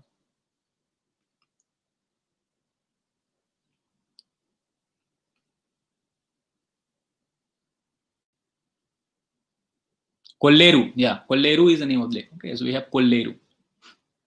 Yeah, very good. So Kolleru, I told you that Kolleru Lake earlier was the coastal lake, but due to progression of delta, it has become now an inland lake. Okay, situated in the middle of Krishna Godavari delta. Earlier it was coastal lake. Okay, that is overall course of Krishna River. If we talk about some important point about Krishna River, the origin point. So the Krishna River originate from these hills in Maharashtra called as Mahabaleshwar. Okay, Mahabaleshwar. We discuss about that in Western Ghat. The height of Mahabaleshwar peak, important peak. What is the highest peak of Northern Sahyadris in Maharashtra? What is the highest peak in Maharashtra? Do you remember? Kalsubai. Yeah, very good. So Kalsubai is the highest peak. After that, we discuss about the Mahabaleshwar and other peaks are there. So it originates from Mahabaleshwar, about like 64 kilometers away from this ghat, this side of coastal plain. Mahabaleshwar, we have origin point of Krishna River in the Maharashtra. Then it flows via Maharashtra, enters into Karnataka. Okay, then flows along the border of Telangana and Andhra Pradesh, and then it enters into Andhra Pradesh and then drains into Bay of Bengal. Okay, so state-wise, it will be Maharashtra will be there, Karnataka will be there in the middle, Krishna. After that, we have this Telangana will be there, and Andhra Pradesh will be there. So these will be the 4 states through which Krishna River flows through. Okay, Tungabhadra is important tribute to Krishna in Telangana. Okay, sorry, Karnataka. Okay, so now again, if you look at the okay, so first of all, length wise, talk about the length of Krishna River is 1,400 kilometer. Okay, length of Krishna River is 1,400 kilometer. Okay, and then Krishna River actually now let us look at the tributaries of Krishna River. So few important tributaries of Krishna River we can see on this side. We have Bhima is one important tributaries. Okay, we have Bhima River. You can see, look from here. Bhima River that is originate from the Balaghat ranges there. Okay, so from Balaghat range we have Bhima River. Then other is Koyna River is one important tributary of Krishna. Okay, so we have Bhima. Bhima is also the longest tributary of Krishna River. Okay, Bhima River is the longest tributary of Krishna River. Let's see from here. So Bhima is the important tributary. Okay, after that on this side we have this will be your left bank side. Okay, so Koyna is one important tributary on the left bank side. Koyna is a very small river, but it was has become very famous after this Koyna earthquake. Okay, earlier geographers and geologists believe that Maharashtra plateau is very stable plateau. The chances of earthquake are very less or almost non-existent in Maharashtra. Okay, but there was this earthquake that happened due to Koyna reservoir.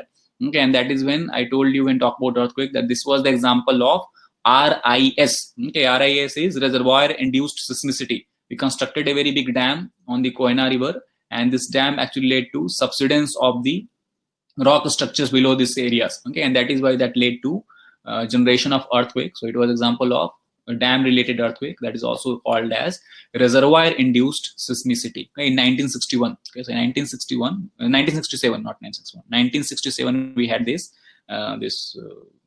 earthquake that happened due to Koyna reservoir. Okay, then we have Bhima River discussed. In Bhima River, origin point of this Bhima River is very important. This is very famous hill station of Maharashtra. You might have heard about this, Matheran. Okay, so Matheran is situated on the head of Bhima River. So originates near Matheran in Western Ghat, the longest tributary of Krishna River. Okay, and flows through this Raichur Doab. We might have heard about this area. Okay, so this Raichur region is there. So here we have Raichur region.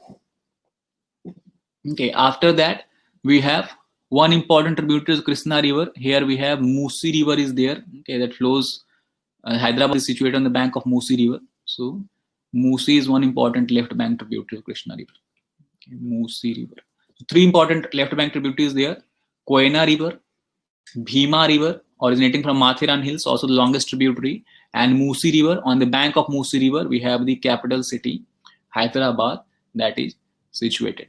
Okay, these are three important. Musi, and one small Munneru is also one river. You can remember, otherwise you can leave it. Okay, but three important rivers you need to remember: Koyna, Bhima, and Musi. Now coming to the right bank tributaries. So right bank tributary we have Ghat Prabha is one important right bank tributary. You can see from here. Okay, so we have it meets near Almaty. Okay, Almaty Dam is there. So Ghat Prabha River. Okay, Ghat Prabha River is important tributary of Krishna River that meets Krishna near Almaty. Here also, I think near Ghat Prabha we have this this religious significance also is there, because I think here we have this Lingayat sect and the I am forgetting the name of that place actually. Okay, Basavana. Okay, so you know about Basavana. So related to him, yeah, Kundal Sangram. Yeah, Kundal Sangram is there. So that is situated near Almaty. Okay, so it also religious significance. So here it Ghat Prabha meets near Almaty Dam to Krishna. Okay, then so after this Ghat Prabha is there, then second is Mal Prabha. You can see from here just south of this near Narayanpura. Okay, we have this meeting of Mal Prabha River. So Ghat Prabha is one important right bank tributary. After that, second is we have Mal Prabha. Okay, and then we have Tunga and Bhadra. That is the most important tributary. So Tunga River. Okay, Tunga is made up of two rivers stream, Tunga and Bhadra. Okay, originate from Karnataka plateau, Mysore plateau. So you can see from here we have Bhadra. Okay, and we have Tunga. So Tunga and Bhadra join to form the single river called as Tungabhadra. And Tungabhadra river, we have Tungabhadra Dam is also very famous dam. Bigger dam has been constructed, and this Tungabhadra river flows like this and meets the Krishna River near here, where we have Sri Salam project. Okay, Sri Salam Dam project is constructed near the confluence point of Tungabhadra River and Krishna River. Okay, Tungabhadra River originates from this part of central Sahyadri. Okay, here hill is called as Ganga Mula Hills. Okay, origin point of Tungabhadra River is small hill is there. That is part of central Sahyadri, central Western Ghat. That is called as Ganga Mula Hills. Okay, so near this we have Ganga Mula Hills, over which we have Sri Salam project. That is overall the important tributaries of Krishna River. Again, to revise, the left bank tributaries, three important left bank tributaries: Koyna, Bhima. Koyna is famous for its dam reservoir, dam induced seismicity or earthquake. Bhima, Mathiran is situated in Bhima, and we have this river, longest river tributary of Krishna River. Okay, and then we have this Musi River. Musi River meets near Wazirabad district is actually in Telangana. We have Wazirabad district, and this Hyderabad is situated on the bank of Musi River. We have Munneru, one small river. Then after that we have Ghat Prabha, Mal Prabha, Tungabhadra. Three important right bank tributaries there. Sri Salam Dam project is constructed over Tungabhadra, confluence point of Tungabhadra and Krishna River, Almaty, and this Kundal Sangam is near the confluence point of Ghat Prabha and Krishna River. These are the important points that you need to keep in mind. Overall delta, it forms here, this delta area is 4,600 square kilometers. Okay, so Krishna River form a delta of 4,600 square kilometers that has actually merged with the delta formed by Godavari River, and overall they have formed larger than, more than, we can say, 10,000 square kilometer. Okay, 10 to 15,000 square kilometer area is there where delta is joined. Okay, delta has formed in this region. Okay, here also we have Prakasam barrage is there, famous barrage near Vijayawada. That is Prakasam barrage, that is also constructed over Krishna River. So these are some important points that you need to keep in mind. Okay, I hope it is clear. Overall, the drainage area, see, the Krishna River actually is passing through Maharashtra, Telangana, Andhra Pradesh, and Chhattisgarh. Okay, but its drainage basin is also lying in Karnataka as well as in Puducherry. Okay, so that is the other thing you need to keep in mind. Okay, that is the Krishna River. You can see that is the same course is there. Okay, here we have the southward. We have one Penneru River is there. Pennar River is called as. Okay, so Penneru River originates from here. You can see a small river. Before discussing Kaveri River, we need to discuss about the small river that is called as Penneru River. Okay, just south of Krishna River, Penneru River originating from here. This Nandi, okay, in Bangalore, near Bangalore, we have Nandi Durg or Nandi Hills. So from Nandi Durg Hills, we have this origin point of Penneru River. It flows first in the northward direction, and then after entering Andhra Pradesh, it flows in the eastward direction, and then enters into Andhra Pradesh like here. Okay, it forms this river forms estuary, not a delta. Okay, this river forms estuary.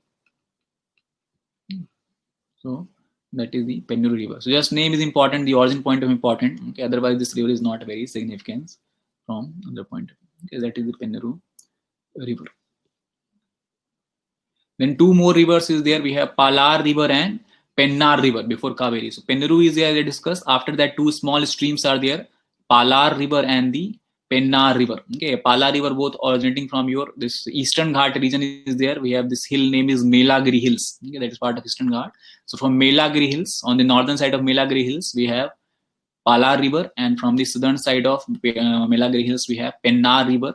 Okay, it also originate from this Karnataka range and then flows in the Andhra Pradesh region, Tamil Nadu region, not Andhra Pradesh, okay, Tamil Nadu region, and drains into Bay of Bengal. So again, name is important, you need to keep in mind. So Palar and Pennar. Okay, that is the river. After that, the next important river, the most important river in this section is we have Kaveri River. Okay, so Kaveri River, you know that Kaveri River is also sometimes referred as the Vriddha Ganga. Okay, so Kaveri River is sometimes referred as Vriddha Ganga. Okay, because it is very old river, and Kaveri River overall, it is the length of the overall Kaveri River is around what we can call it 800 kilometers. Okay, so 800 kilometer length is there. Origin point of Kaveri River, we know that it is originating from your Brahmagiri Hills. Okay, in Kurg district. In Kurg district of Karnataka, we have this Brahmagiri Hills. It originates from the Brahmagiri range in the Kurg district of the Karnataka. Okay, from where it originates, then it flows to up to 800 kilometers before draining into Bay of Bengal. Okay, the important point about Kaveri River is that actually, okay, if you talk about Kaveri River, it is very unique river in itself. If you compare this with other peninsular river, okay, Kaveri River is unique river in itself because it receives water in both the season. Okay, that means either it is winter monsoon, winter season, or whether it is summer season, that is monsoon season we can call it. Okay, almost all the other rivers of peninsular plateau receives water in their catchment area during the monsoon season. But Kaveri is the exceptional river. Kaveri is the only river that receives water either both during winter season as well as summer season because of its unique location. Okay, so it is like this is there. So what happened that during winter season we have this wind moving like this. Okay, so here we have this gap is there, so no mountains is here, so wind coming from this Bay of Bengal side. Okay, here is Bay of Bengal now. So from what happens from Bay of Bengal, the northeastern monsoon wind moves like this, and then they causes rainfall around this region. So the catchment area of Kaveri receives water. While during southwest monsoon we discuss, here we have gap in the mountain, and that also fills the southwest monsoon coming from Arabian Sea, that also causes rainfall filling the catchment area of Kaveri. So that is the unique point, and that is why the Kaveri river is kind of perennial in nature, we call it.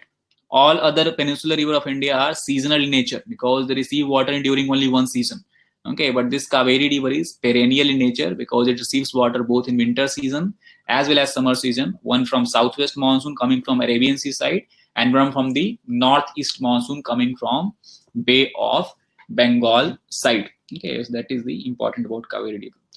And the second point is Kaveri is also the most, we can say, most regulated river of India because the whole potential of 90 to 95% of the capacity of Kaveri river is already being utilized. Okay, so utilization, point of utilization, that means either from agricultural point of view or from this construction, this hydroelectricity point of view, about 90 to 95% of the capacity of Kaveri river is already, potential we can say, not capacity, potential of Kaveri river is already under utilization. Okay, both from agricultural, that is irrigation, we can say, both from irrigation point of view as well as from hydroelectricity generation point of view, Kaveri is the most and best utilized river of India.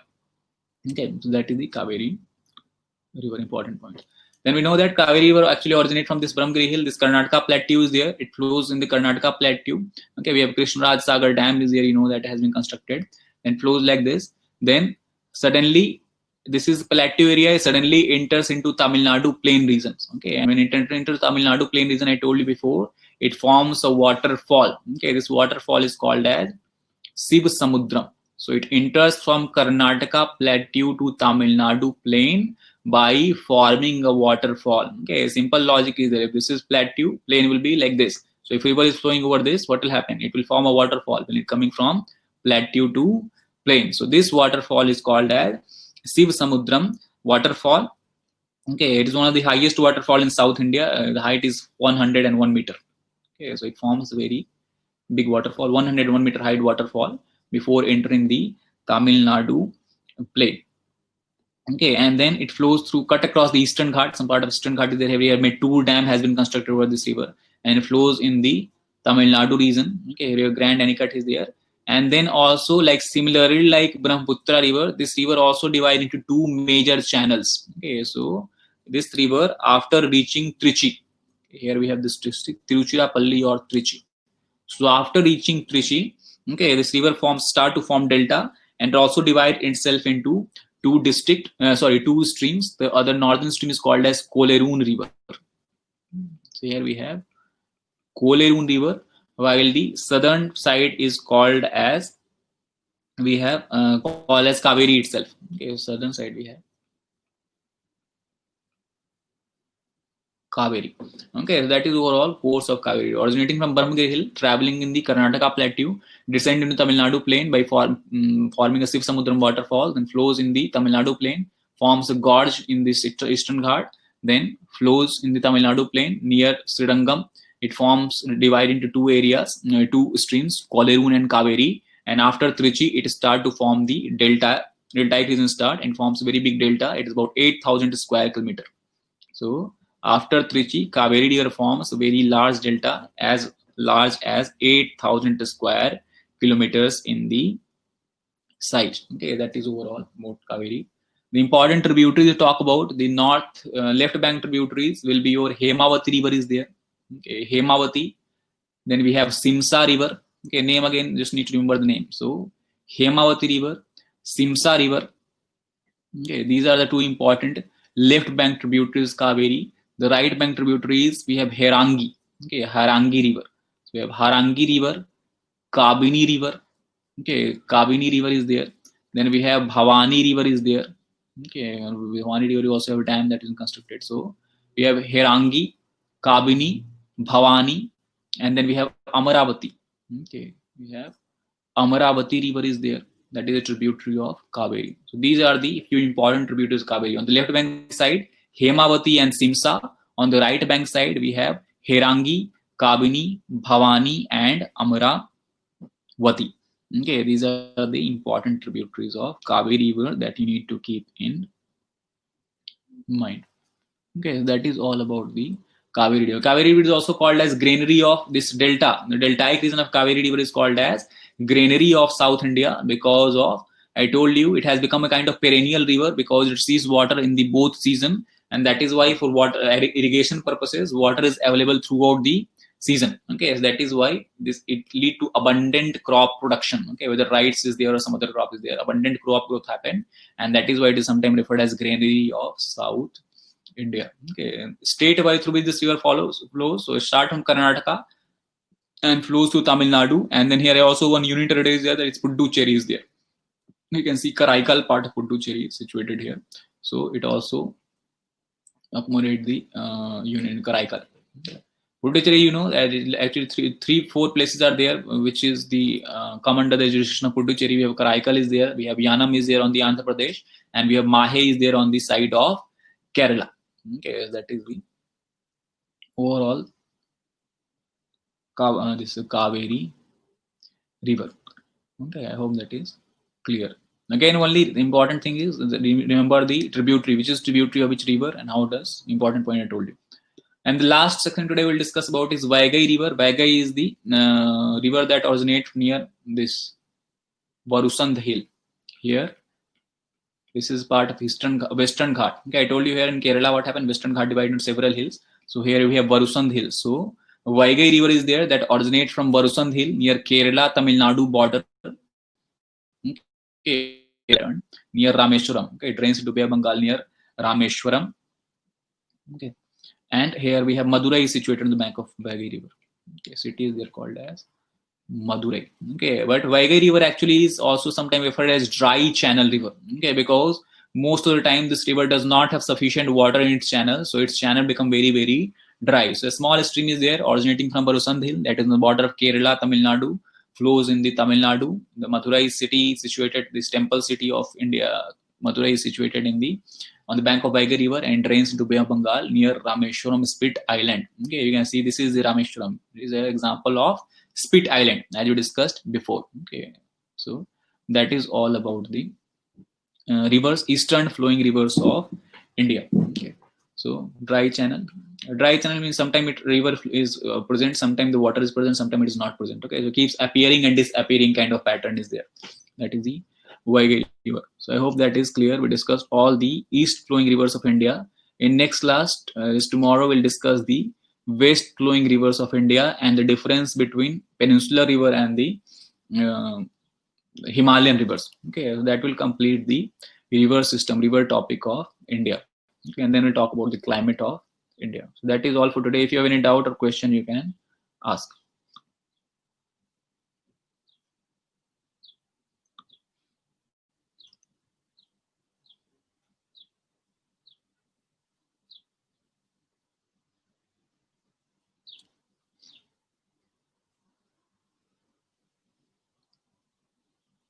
Okay, if you don't have any doubt, then we can end the session today.